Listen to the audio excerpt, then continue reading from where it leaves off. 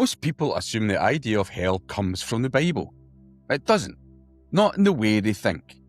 The word hell appears throughout modern English translations of Scripture, but the original text used different words entirely, words that mean something far less dramatic. That's where the myth begins. Trace the actual origins of hell, and you find three things that most people have never been told. A silent underworld with no fire and no punishment, a Persian religion that invented the template before Christianity existed, and a medieval poet who designed the version that stuck. Here's how we got from one to the other.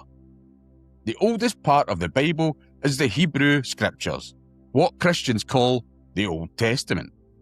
When someone dies in those texts, they go to Sheol. Sheol is not hell. It has no fire, no punishment, no devil. The most precise academic translation is simply the grave. It's an underworld, a dim, silent place beneath the earth. And crucially, everyone goes there, the righteous and the wicked alike. There is no scoring, no judgment based on how you lived. The Psalms describe Sheol as a place so removed from God that the dead can no longer even praise him. It's not a threat. It's not a destination for sinners. It's just the end. Now look for Satan in those same texts. In the book of Job, one of the oldest texts in the Bible, the word used is Ha-Satan. It's not a name. It's a title. It means the accuser or the adversary. And he works for God. He's a member of the divine court, a kind of cosmic prosecutor who tests humans' loyalty with God's permission. He's a bureaucrat, not a rebel. No eternal fire, no rival kingdom, no devil on a throne. So the question is obvious. Where did all of that come from?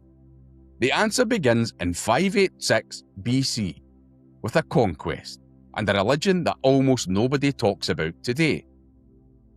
In 586 BC, the Babylonians destroyed Jerusalem. They demolished the temple and they transported the Jewish priestly class, the scribes, the scholars, the religious leadership to Babylon. For the next 50 years, the Jewish elite lived in exile. Then, in 539 BC, Cyrus the Great conquered Babylon and freed them. Cyrus was a Zoroastrian. Zoroastrianism is the oldest monotheistic religion on record, founded in ancient Persia, possibly as early as 1500 BC, and it already had everything. It had a heaven and a hell, angels and demons, a cosmic war between good and evil, a final judgment, a saviour figure, a resurrection of the dead. Think of it like a fully built theological system that predates Christianity by over 1,000 years. The Zoroastrian afterlife works like this. After death, your soul crosses the Chinvat Bridge. If you've lived righteously, the bridge is wide. You pass into the house of song, paradise. If you haven't, the bridge narrows to the width of a razor blade, and you fall into the house of lies, a place of torment and darkness. Binary judgment, heaven for the good, hell for the wicked. Decided entirely by how you lived. Anyone familiar with Christian theology will recognise every element immediately, because this is the template.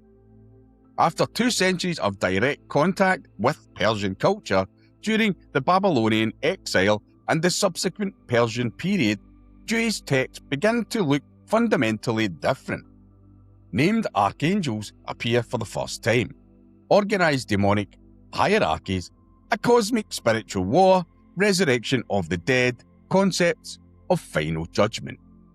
Scholar Bart Ehrman at the University of North Carolina, among others, has documented this shift in detail. The ideas don't emerge in isolation. They emerge during and after sustained contact with Zoroastrian theology. That doesn't mean they were simply copied. Ideas absorb and adapt. But the timeline is clear. The Persian template came first. Now, fast forward to 1st century Roman Palestine, and the specific word Jesus actually uses. When Jesus talks about hell in the Gospels, he uses the word Gehenna. Gehenna is a real place. It exists. You can visit it today.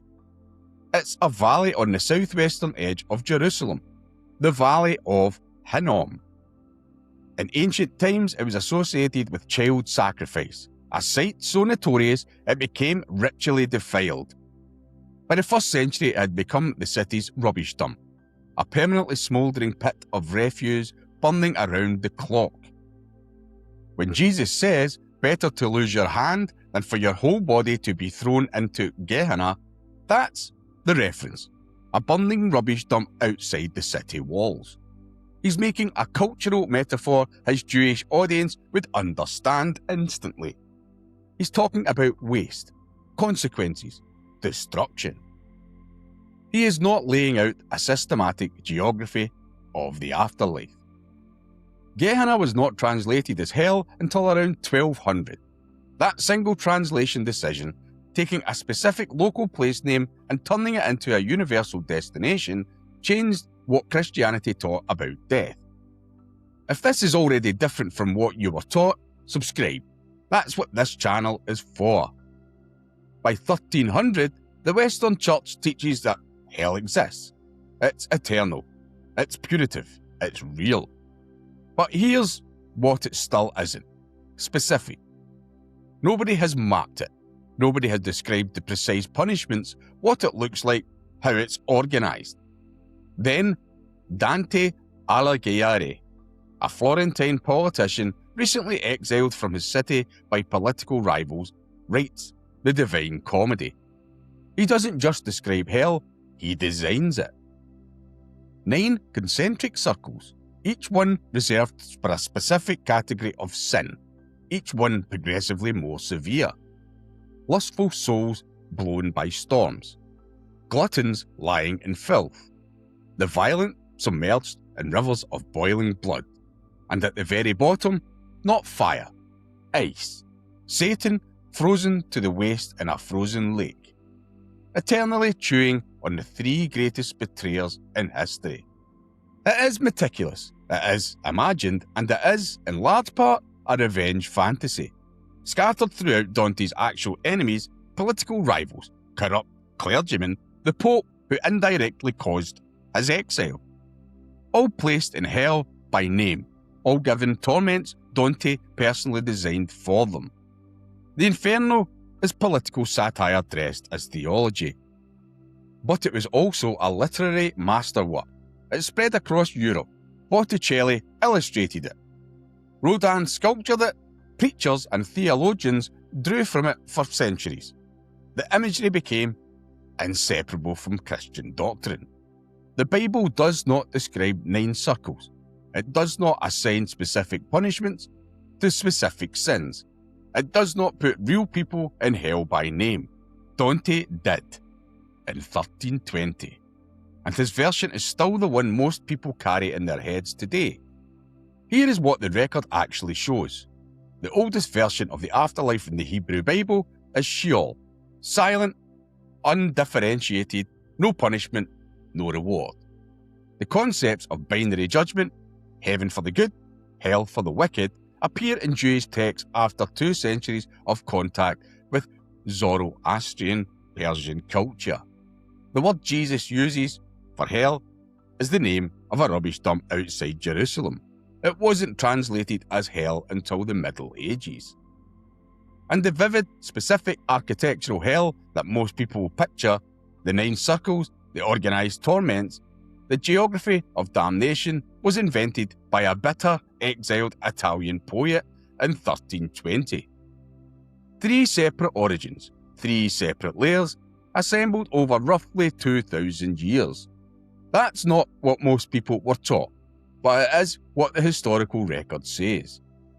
If this changed how you see something you assumed was simply true, subscribe and leave a comment. What version of hell did you grow up with? I genuinely like to know.